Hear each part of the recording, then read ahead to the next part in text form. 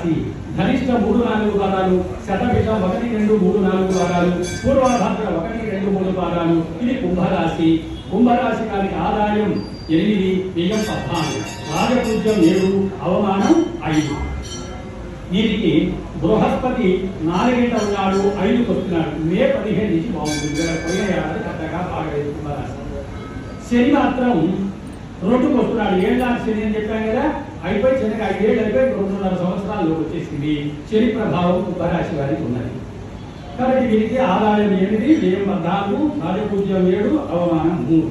ఇక మీనరాశి. పూర్వభద్ర 4వ పాదం, ఉత్తరాభద్ర మొత్తం 4 పాదాలు, రేవతి మొత్తం 4 పాదాలు. ఇది మీనరాశి.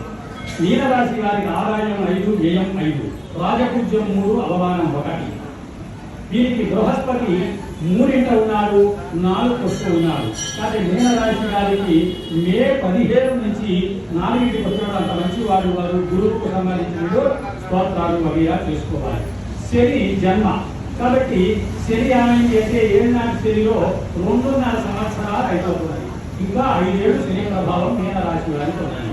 మొత్తం మీద 12 రాశులకు సంబంధించి మనం చూసినట్లయితే వీరికి ఈ విధంగా మరి ఫలితాంశాలు చెప్పుకున్నా. ఏమీ భయపడవలసినటువంటి పని కాదు. ఎందుకని అంటే దానికి పరిష్కార మార్గాలు మా శాస్త్రం చెప్పింది కాబట్టి మీకు ముందే చెప్పా. ఏం చేయాలో చెప్పా. గురువు బాగా చేయాలి, శని బాగా చేయాలి అంటే తలనొప్పిగా ఉంది ఏం చేయాలి అంటే డాక్టర్ దగ్గరికి వెళ్ళాలండి. జ్వరం వస్తే అంతేనా అంటే వాళ్ళు తగ్గదు అంటారు. డాక్టర్ దగ్గరికి వెళ్ళి ఆయన చెప్పిన మందులు వేసుకుంటే తగ్గుతుందా లేదా? అదేవిధంగా మా శాస్త్రం కూడా పరిహారాలు చెప్పారు. అవి ఆచరించి మనమందరము కూడా ఆయురారోగ్య ఐశ్వర్యాన్ని సర్వాభీష్టములన్నీ కూడా పొందుదామని దేవదేవోత్తముడు, దేవతా సార్వభౌముడు, చతుర్దశ భువనాధీశ్వరుడు, అఖిలాండ కోటి బ్రహ్మాండ నాయకుడు, తత్వాతీతుడైనటువంటి శ్రీ భూలీలా సమేతుడైనటువంటి ఆ వెంకటేశ్వర స్వామి వారు అన్వేరు మంగా పద్మాసమేతుడై మనందరినీ కూడా సంరక్షణ చేయుగాక.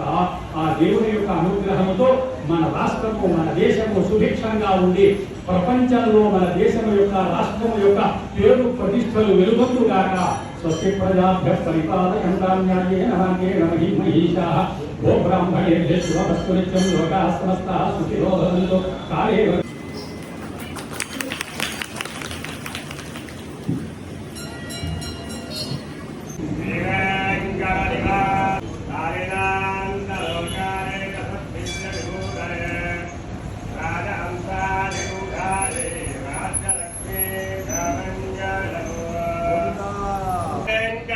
గోవింద